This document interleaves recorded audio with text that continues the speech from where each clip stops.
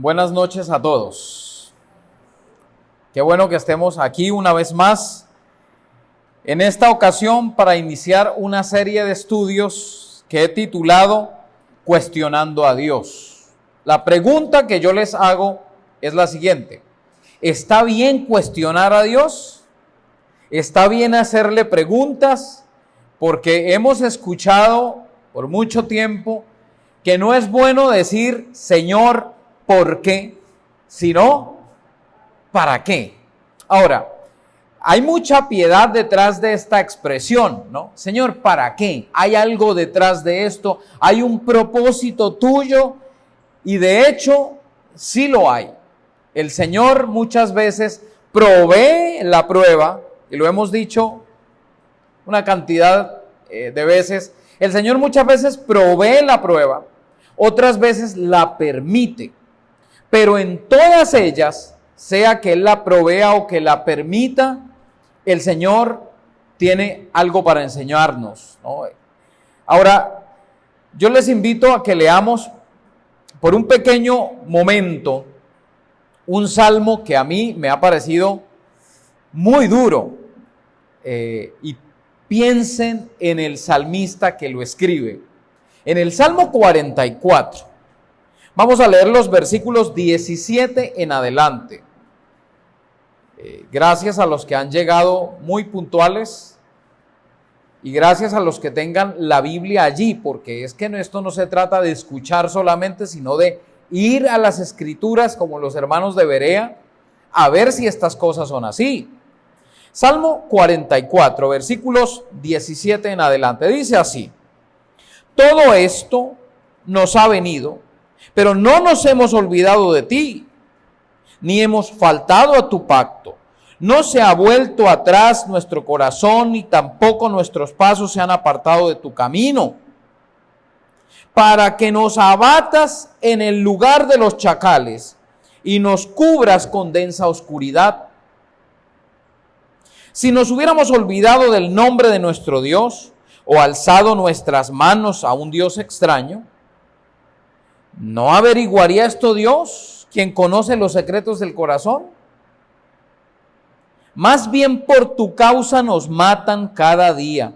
Somos tratados como ovejas para el matadero.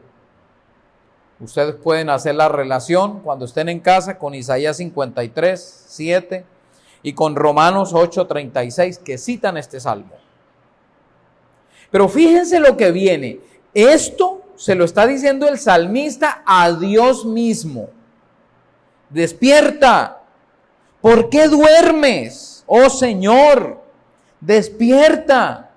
No nos abandones. Ese es Salmo 44, 23. ¿Por qué escondes tu rostro y te olvidas de nuestra aflicción y opresión? Nuestra alma está postrada hasta el polvo, nuestro vientre está pegado a la tierra. Levántate, socórrenos y redímenos por tu misericordia. ¿Qué tal les parece? Levántate. ¿Por qué duermes, oh Dios? ¿No les parece muy fuerte para hacer una oración exclamada al Dios Todopoderoso? No obstante, aquí aparece en el libro sagrado. Si ustedes recuerdan, 2/3 partes de los salmos son lamentos. 2/3 partes. Podríamos decir, sí, la mayoría de los salmos son de lamentos, no de alabanza.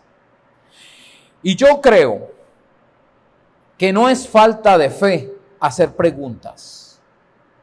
Y llegan momentos a nuestra vida en los cuales debemos decir, Señor, ¿por qué?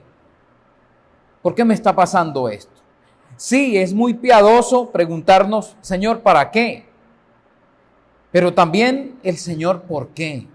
Cuando estamos pasando por alguna dificultad, cuando un ser querido muere, cuando hay una situación de salud tan complicada, cuando un hijo muere, cuando alguien, un hermano, está enfermo de gravedad y no se recupera,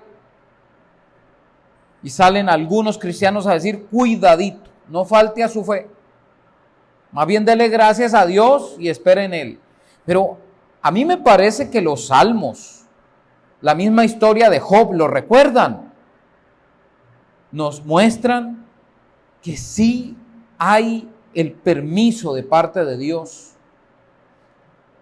para poder lamentarnos y preguntarle al Señor por qué. Y nos parecería esto una falta de respeto, ¿no?, del salmista con Dios. Señor, despierta, ¿por qué duermes, oh Señor? ¿Por qué no nos escuchas? Y yo creo que este salmo, como el libro de Lamentaciones y como algunos otros lamentos que aparecen en la Biblia, muestran el deseo de Dios de que podamos abrir el corazón, como el permiso. Abre tu corazón, derrama tu corazón delante de mí y dime lo que hay allí. No te lo quedes guardado, no te lo quedes allí, callado. El mismo Jesús en la cruz exclamó, Dios mío, ¿por qué me has abandonado? Entonces sí se valen los por qué. Y el libro que quiero hoy comenzar a trabajar con ustedes, a partir de hoy y todos los jueves, es el libro de Habacuc, cuestionando a Dios. Porque si ustedes lo leen, y yo espero que todos ustedes, los que están en sus casas y los que están aquí conmigo, puedan llegar y leerlo de una sola sentada. Porque es un libro corto, es un libro breve. Y presenta cuestiones que son genuinas. Hablaba ayer con alguien de aquí que trabaja en la unidad de cuidados, una de las unidades de cuidados intensivos de la ciudad, y me decía que hubo momentos en el pico de la pandemia en diciembre, aquí en Cúcuta, donde tenían más de 10 cadáveres esperando que vinieran a la UCI a recogerlos, y no daban abasto. Y llegaba la duda, Señor, ¿por qué está pasando esto? ¿Y no creen que durante la pandemia hemos visto casos tan difíciles que nos llevan a preguntarnos, Señor, ¿por qué? Leamos Habacuc. Habacuc está un poquito antes de Mateo. Dice así, la profecía que vio el profeta Habacuc. Y comienza con una cuestión, con una pregunta. ¿Hasta cuándo, oh Señor, clamaré y no oirás? ¿Hasta cuándo daré voces a ti diciendo violencia sin que tú libres? ¿Por qué me muestras la iniquidad y me haces ver la aflicción? He aquí que surgen pleitos y contiendas, la destrucción y la violencia están delante de mí. La ley pierde su poder y el derecho no prevalece, porque el impío cerca al justo. Por eso sale torcida la justicia. ¿Les parece si oramos brevemente? Padre, gracias te doy por esta oportunidad que nos das de ir a tu palabra, de leerla, de estudiarla un poco, de analizarla. Yo te pido, Señor, que en medio de esta pandemia que aún vivimos, después de casi un año, Señor, es tan necesario que nos hagamos estas preguntas. Y yo creo que hemos podido ver tantas cosas y quedamos aturdidos. Pero gracias porque nos has sostenido. Y a pesar de que hemos tenido que llorar y hemos tenido que sentirnos angustiados, tú has estado con nosotros. Te pedimos que tú nos acompañes durante este momento que vamos a estar aquí, alrededor de tu palabra. Que sea tu Santo Espíritu hablando a través de nosotros y a nosotros. En Jesucristo. Amén. Y hay algunas fechas que son importantes. Yo no sé cuántos de ustedes se acuerdan que después de Salomón vino su hijo Roboam. Y Roboam dividió a Israel en dos reinos. El reino del norte y el reino del sur. Aquí estaba Jerusalén. Más o menos. Aquí estaba Jerusalén, la capital. Y el reino del norte fue dividido. Entonces encontramos los reyes de Judá y los reyes de Israel. Y hay dos fechas que son importantísimas. Una fecha en la que el imperio asirio cayó sobre el reino del norte. ¿Alguien recuerda la fecha? 722 antes de Cristo. Esa fecha es muy importante, se la tienen que aprender. La he escrito unas 100 veces. Y luego vino un nuevo imperio que acabó con Asiria.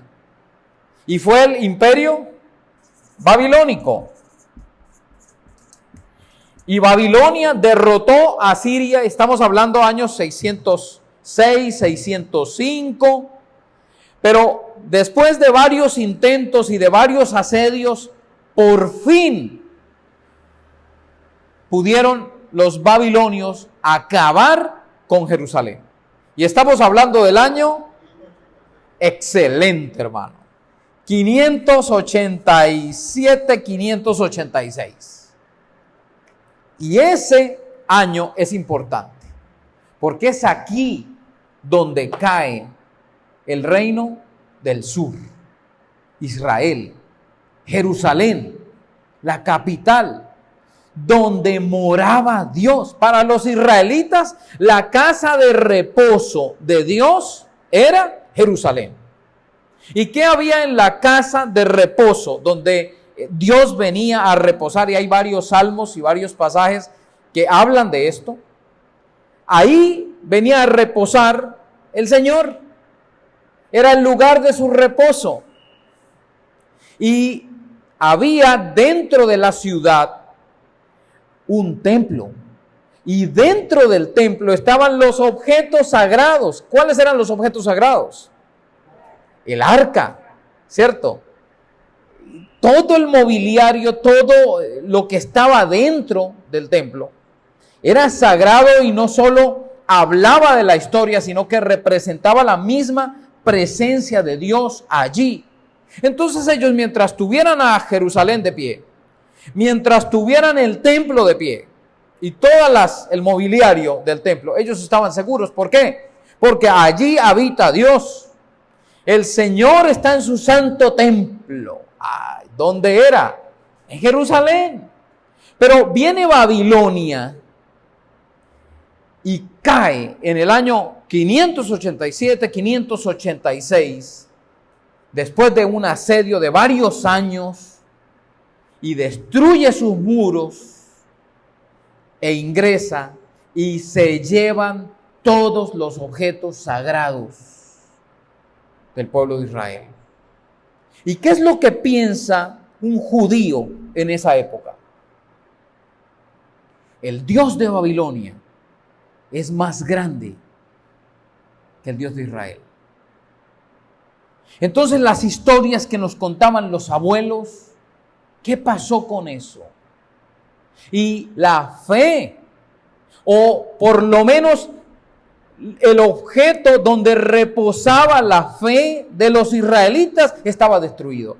Como el Señor diciendo, ¿de qué les sirve a ustedes estar trayendo corderos, sacrificios, holocaustos, y su corazón está alejado de mí? Pues les voy a dar una lección, les voy a quitar eso, a ver dónde queda la fe de ustedes.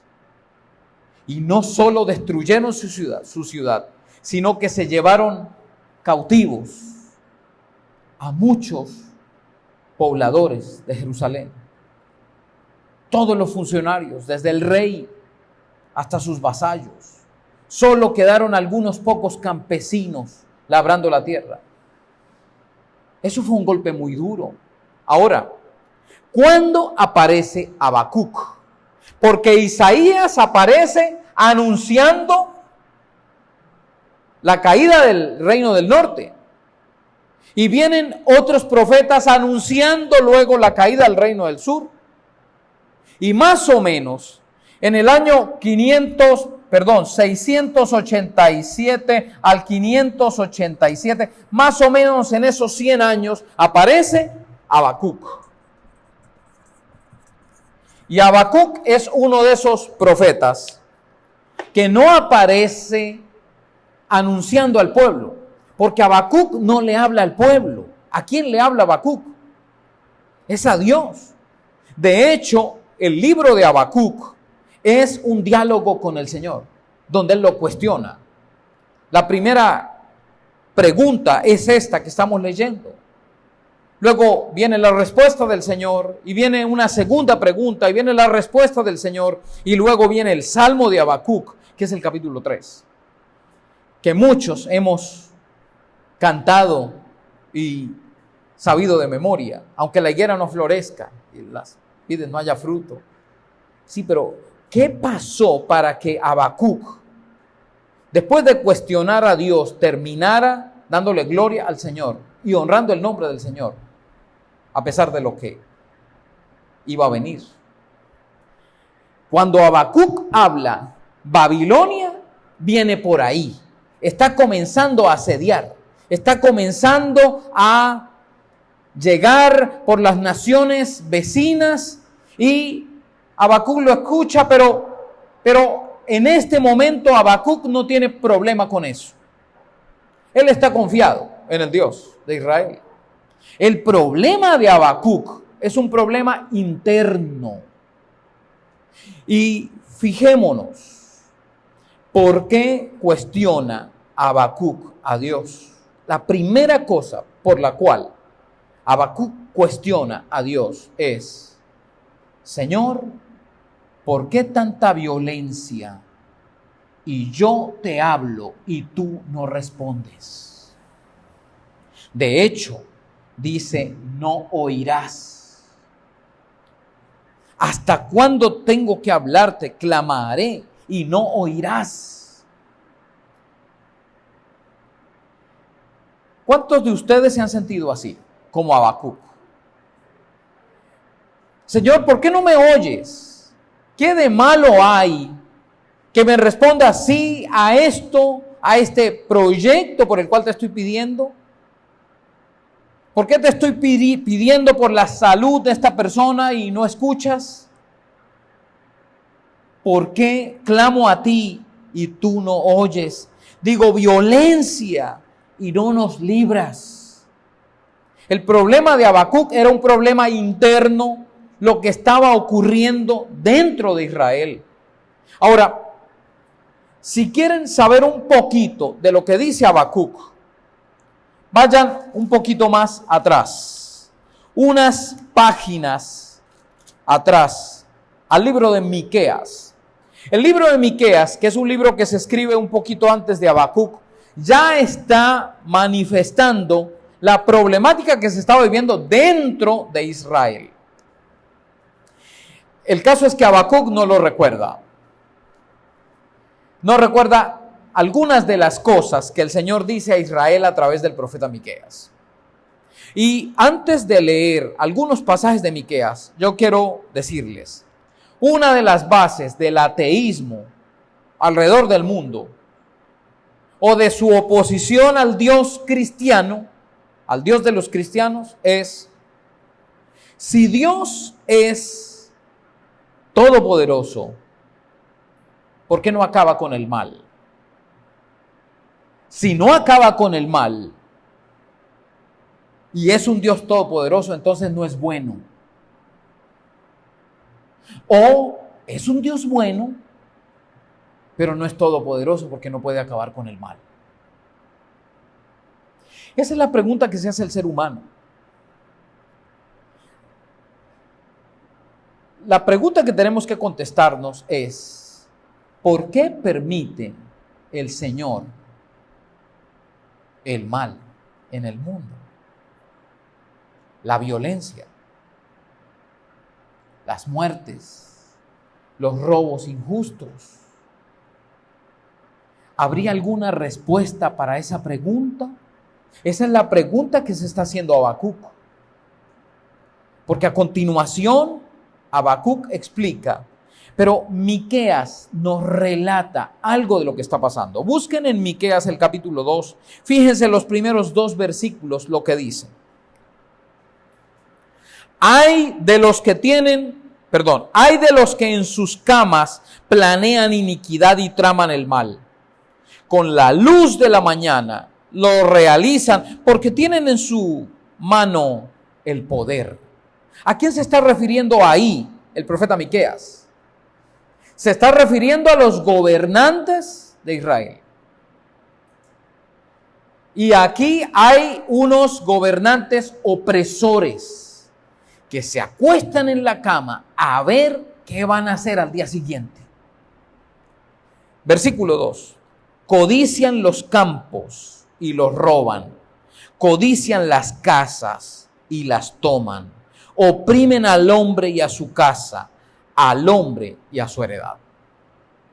No fue lo que pasó, y eso está no sé si es en primer libro de Reyes, cuando el rey vio una viña, la viña de Nabot, y le gustó tanto, y fue a hablar con Nabot para que se la vendiera. Pero hay que recordar una cosa, la tierra no era vendible, porque era herencia del Señor. El Señor había dado la tierra a los israelitas para que pudieran trabajar en ella.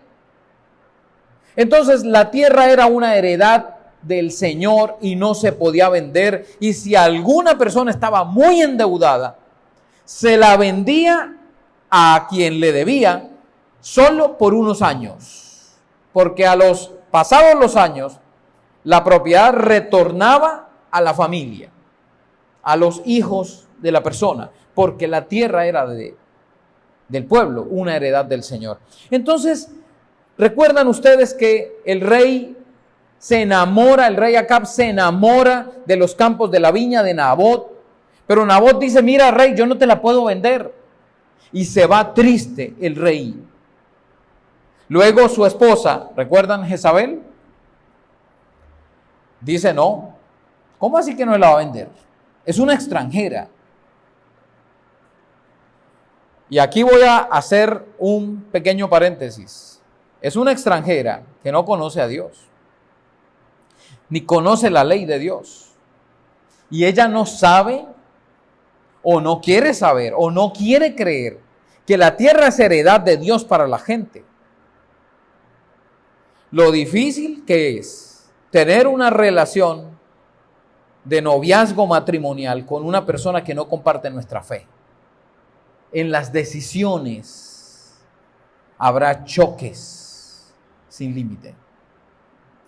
Y esta mujer contrata a unas personas que hablen en contra de Nabot y hablan mal de él y lo juzgan y lo matan. Y después de matarlo, Jezabel le entrega la viña al rey. Y luego viene el profeta y le dice, no, señor, los perros lamerán la sangre de tu esposa por lo que han hecho. La sangre injusta de Nabot. Y los perros lamieron al día siguiente la sangre de Jezabel. Porque el Señor odia la tiranía. Podríamos hablar de lo que ha pasado aquí muy cerca de nosotros, en el Catatumbo y en diferentes sectores de Colombia, en diferentes regiones. Las tierras de los campesinos les son quitadas, porque hay una buena tierra para sembrar coca. Y esa es la historia de violencia que hemos vivido aquí cerca en el Catatumbo colombiano.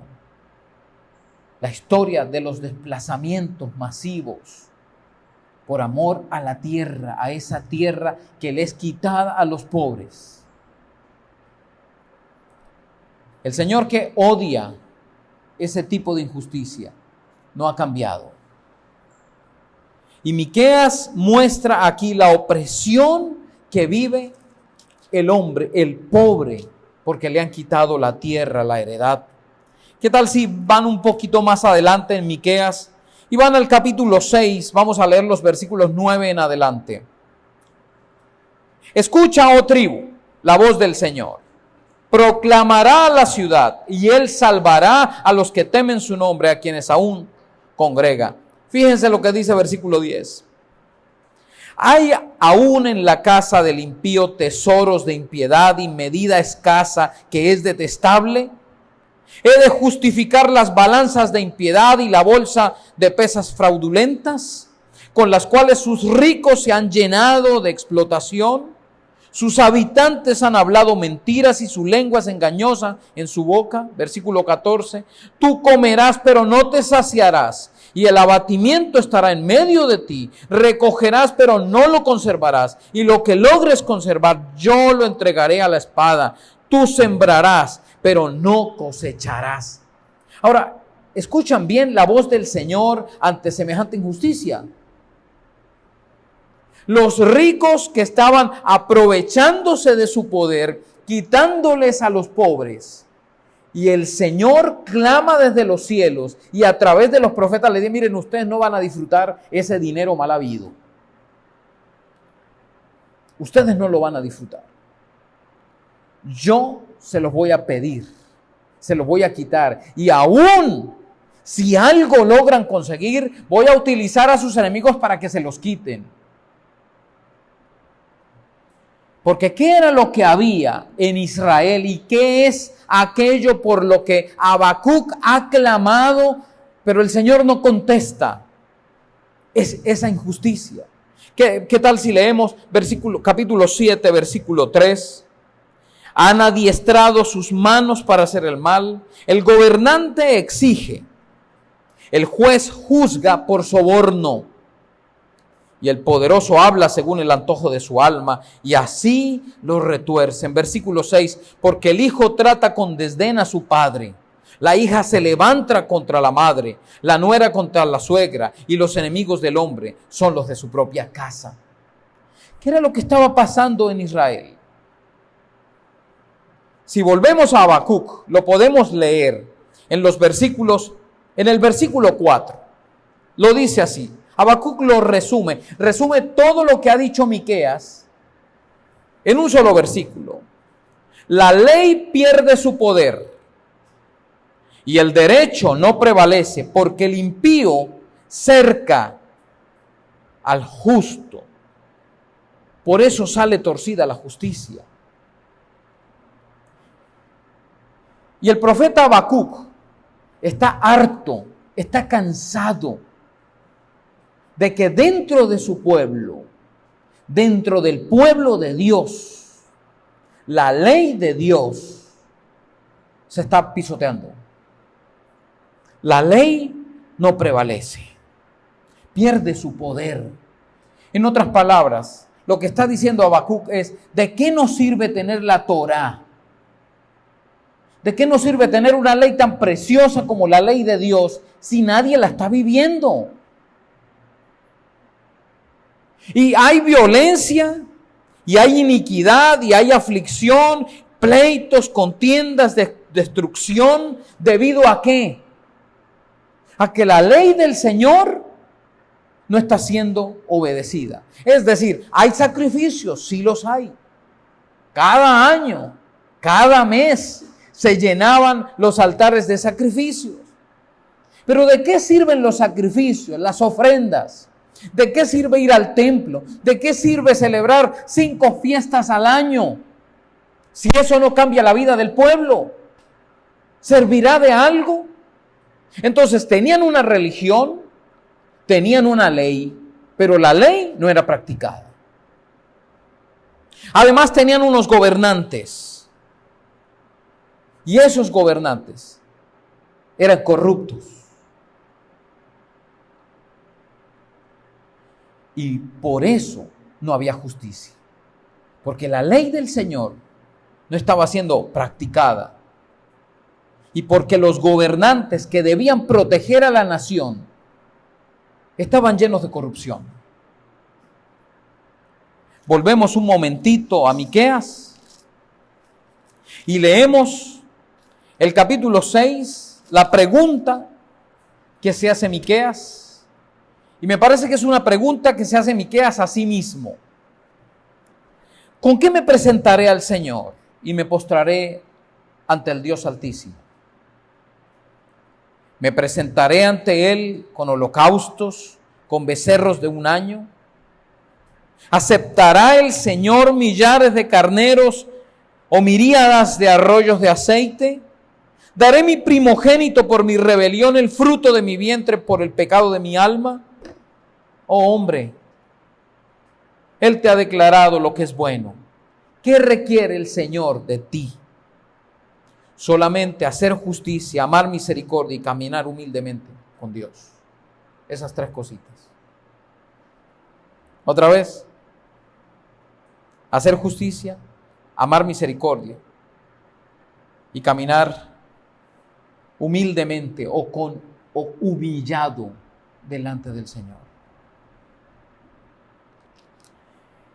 ¿Israel tenía una religión? Sí que la tenía. ¿Israel cumplía con los sacrificios? Sí que los cumplía. ¿Israel leía la Torá? Sí la leía. Pero ¿cuál es el problema? ¿Cuál es el resultado de presentar sacrificios, de leer la Torá, la ley? ¿Cuál es el resultado de ir al templo, de celebrar las fiestas? Violencia, destrucción, opresión, iniquidad, contiendas, pleitos y una justicia torcida.